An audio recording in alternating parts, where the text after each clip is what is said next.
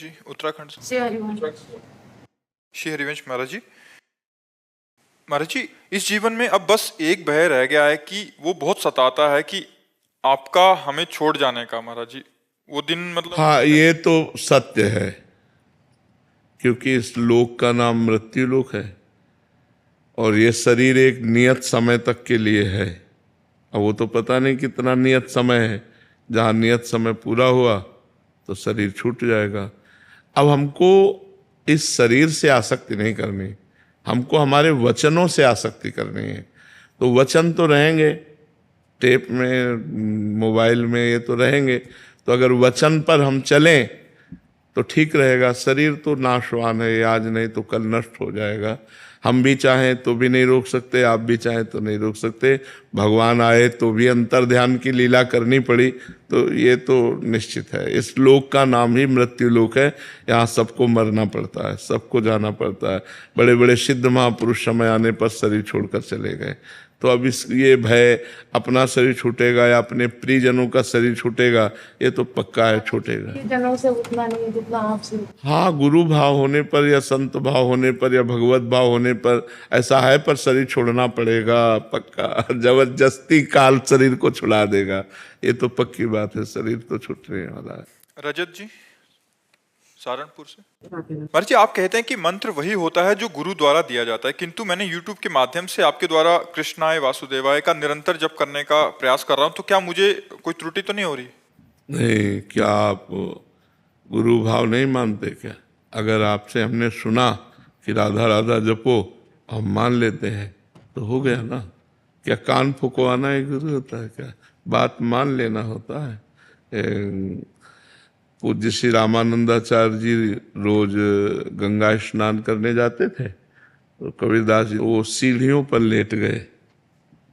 हमने ऐसा स्कूल की किताब में शुरुआत में चरित्र आया था तो पढ़ा था। तो जे ही चरण रखा तो उनकी छाती पे रखा, सुनकारे बेटा राम राम बोलो। बोले गुरु जी राम राम। और सिद्ध महापुरुष कबीरदास जी यही दीक्षा हो गई, बेटा राम राम बोलो, सिद्ध हो। तो हम संतों की जो बात मानते हैं वो गुरु मुख से ही तो निकली हुई बात है।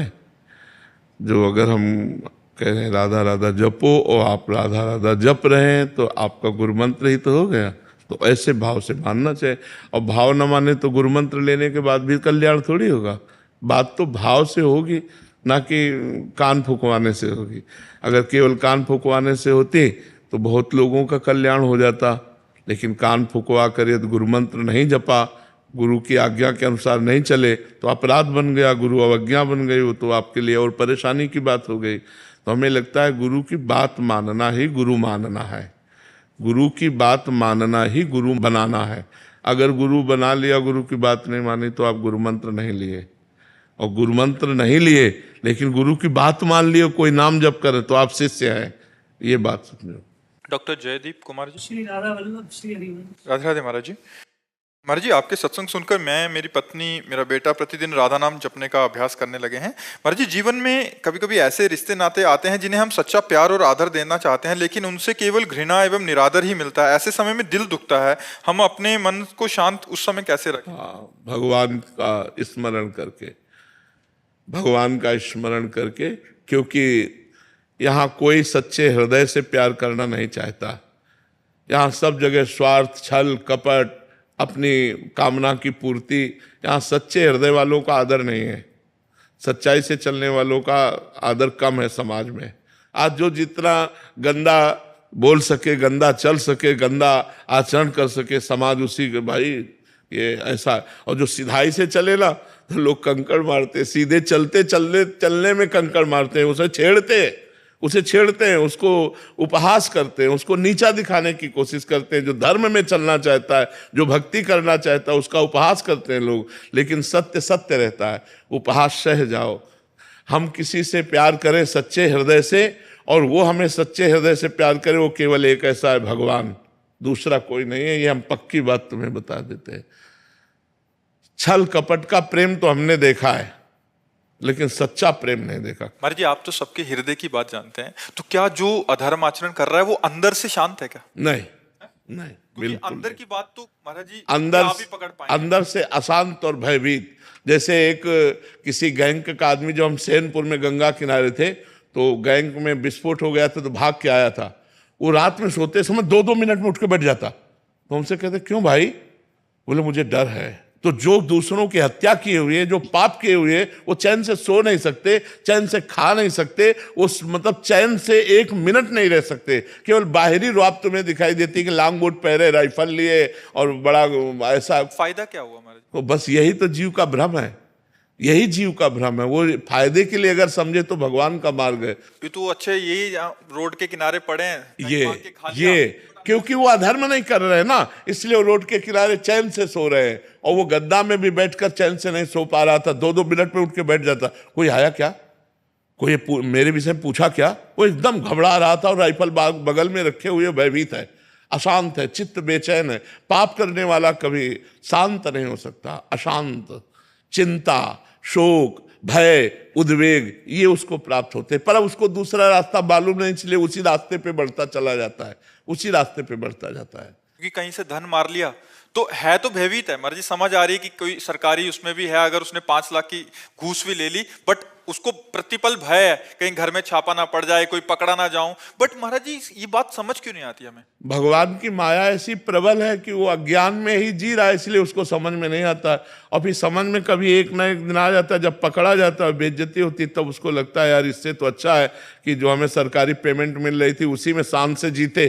तो एक ना एक दिन अधर्म चोट करता है, पर जब चोट करता है तो बहुत समय व्यतीत हो जाता है, बहुत हम आगे निकल गए होते हैं, पीछे लौटने का चांस नहीं रहता है। महाराज जी आप तो शास्त्रों का परिणाम भी जानते हैं, तो इसका परिणाम क्या होगा?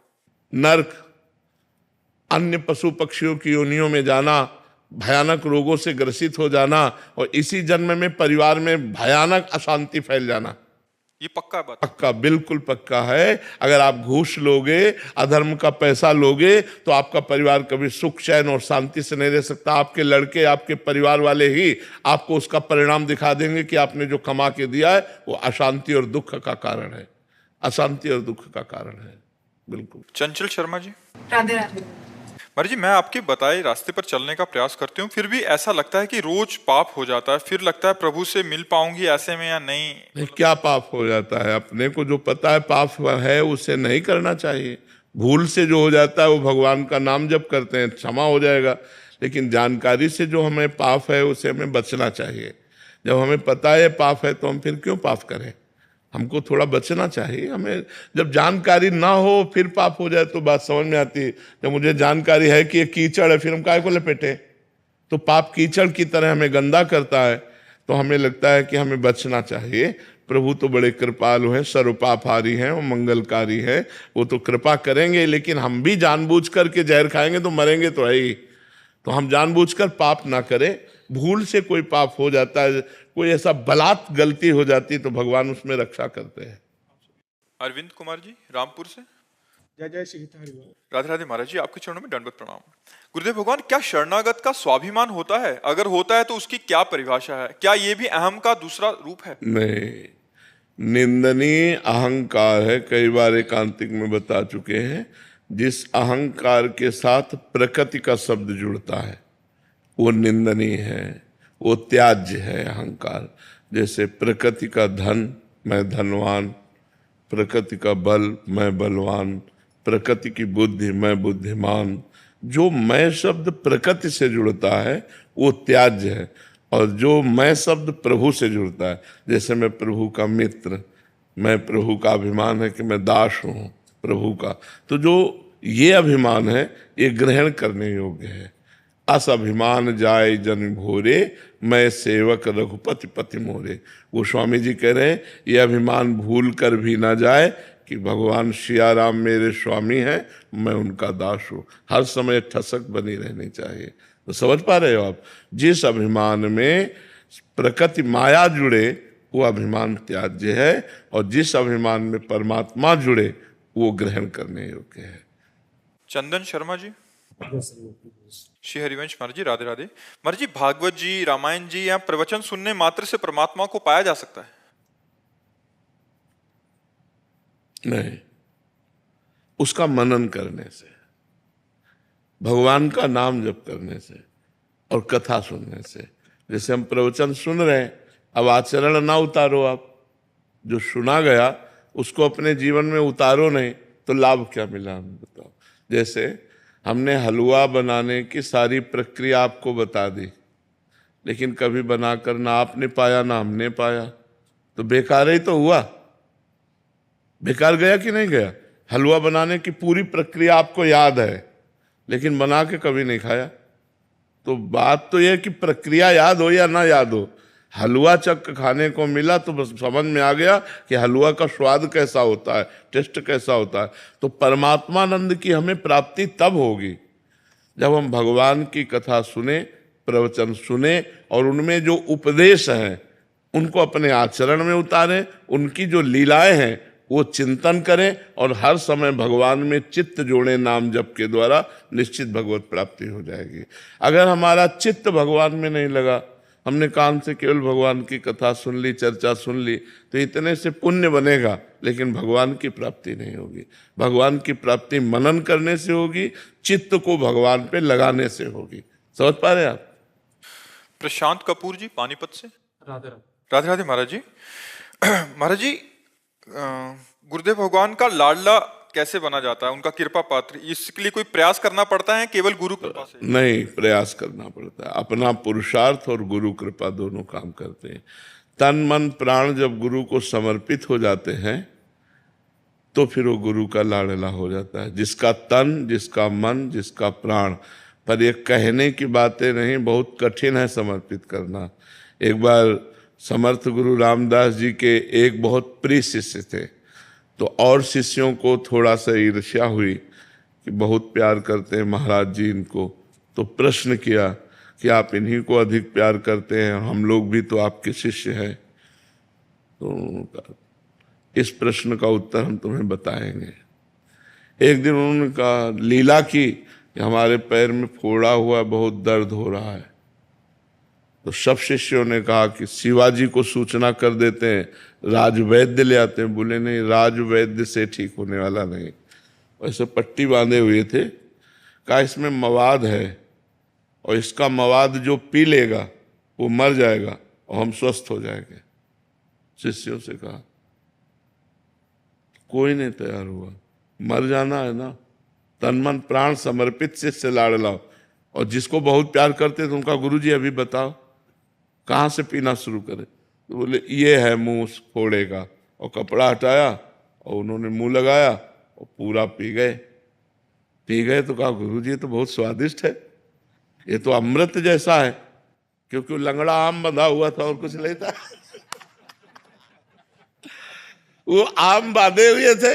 अब सब शिष्य मुंह बगाड़ के रह गए। बोले इसको इसलिए प्यार करते हैं कि इसने तन मन प्राण समर्पित कर दिया। उसको तो पता नहीं था कि आम है, उसको तो पता था हम जहरीला मवाद है, पीते ही हम मर जाएंगे। लेकिन मेरे गुरुजी स्वस्थ हो जाए और मैं मर जाऊं, इसमें कोई बात नहीं। ऐसा समर्पण, तन मन प्राण, ऐसा समर्पण गुरु के प्रति, वो गुरु का लाडला होता है।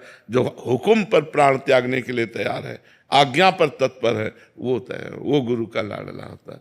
इसीलिए हम राष्ट्र सैनिकों को सबसे ज्यादा प्यार करते हैं कि हमारे देश के लिए वो प्राण त्यागने के लिए हर समय तैयार है।